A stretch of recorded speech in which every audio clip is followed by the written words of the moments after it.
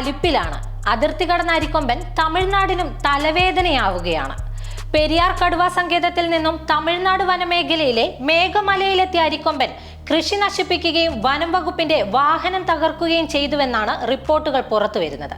അരിക്കൊമ്പന്റെ അതിക്രമം ഈ പ്രദേശത്ത് വർദ്ധിച്ചതോടെ മേഘമലയിൽ രാവിലെ 8 മണി മുതൽ നിരോധനാജ്ഞ പ്രഖ്യാപിച്ചിരിക്കുകയാണ്. വിനോദസഞ്ചാരികൾക്കും മേഘമലയിൽ നിയന്ത്രണവും ഏർപ്പെടുത്തിയിട്ടുണ്ട്. കഴിഞ്ഞ 2 ദിവസമായി അരിക്കൊമ്പൻ മേഘമലയിൽ തന്നെയുണ്ട് എന്നുള്ള വിവരങ്ങളാണ് പുറത്തു വരുന്നത്. കൃഷിയിടവും തമിഴ്നാട് വനം വകുപ്പിന്റെ വാഹനവും കഴിഞ്ഞ ദിവസം രാത്രി തകർത്തു. വാഴക്കൃഷി നശിപ്പിക്കുവാനാണ് ശ്രമിച്ചത്. ഇതോടെ വനപാലകർ ആനയെ തുരത്തി ഓടിക്കുവാൻ ശ്രമിച്ചു. ഇതോടെ വനം വകുപ്പിന്റെ വാഹനത്തിന് നേരെ തിരിയുകയും തകർക്കുകയുമായിരുന്നു.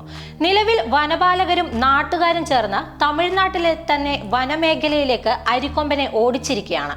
പെരിയാർ കടുവാ സങ്കേതത്തിന്റെ ഡെപ്യൂട്ടി ഡയറക്ടർ ഉൾപ്പെടെയുള്ള ഉന്നത ഉദ്യോഗസ്ഥർ മേഘമലയിലെത്തും. തുടർന്ന് ആനയെ പെരിയാർ കടുവാ സങ്കേതത്തിലേക്ക് തന്നെ തിരികെ എത്തിക്കുവാനായി ശ്രമവും നടത്തും. 120 പേരടങ്ങുന്ന സംഘത്തെ തമിഴ്നാട് വനം വകുപ്പും അരിക്കൊമ്പനെ തുരത്തുവാനായി നിയോഗിച്ചിട്ടുണ്ട്. റേഡിയോ കോളർ ഘടിപ്പിച്ചിട്ടും 2 ദിവസം അരിക്കൊമ്പൻ തമിഴ്നാട്ടിലെ ജനവാസ മേഖലയിൽ നിലയുറപ്പിച്ചു. ഇതേപ്പറ്റി കൃത്യമായ വിവരം തമിഴ്നാടിന് കൈമാറുവാൻ കേരളത്തിന് സാധിച്ചിട്ടില്ല. കാലാവസ്ഥാ വ്യതിയാനം മൂലം റേഡിയോ കോളർ കൃത്യമായി പ്രവർത്തിക്കാത്തതാണ് ഇതിന് കാരണമെന്നാണ് വിലയിരുത്തൽ.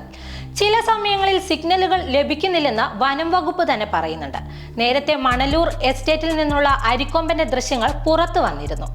പെരിയാർ കടുവാ സങ്കേതത്തിൽ തുറന്നുവിട്ട ശേഷം അരിക്കൊമ്പന്റേതായി പുറത്തു വന്ന ആദ്യ ദൃശ്യമായിരുന്നു ഇത്. മേഖലയിൽ നിന്ന് വെള്ളം കുടിച്ച ശേഷം പെരിയാർ കടുവാ സങ്കേതത്തിലേക്ക് തന്നെ തിരികെ പോകുന്ന ദൃശ്യങ്ങളായിരുന്നു പുറത്തു വന്നിരുന്നത്.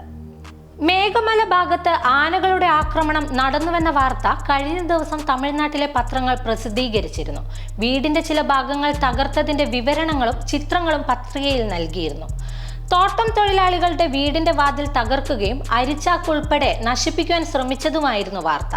എന്നാൽ ഇത് അരിക്കൊമ്പൻ തന്നെയാണോ എന്നതിൽ സ്ഥിരീകരണവും ഉണ്ടായിട്ടില്ല. അതേസമയം അരിക്കൊമ്പൻ അതേ മേഖലയിൽ വിഹരിക്കുന്നതിനിടെ തന്നെയാണ് ഈ പത്രവാർത്തയും പ്രചരിച്ചത്.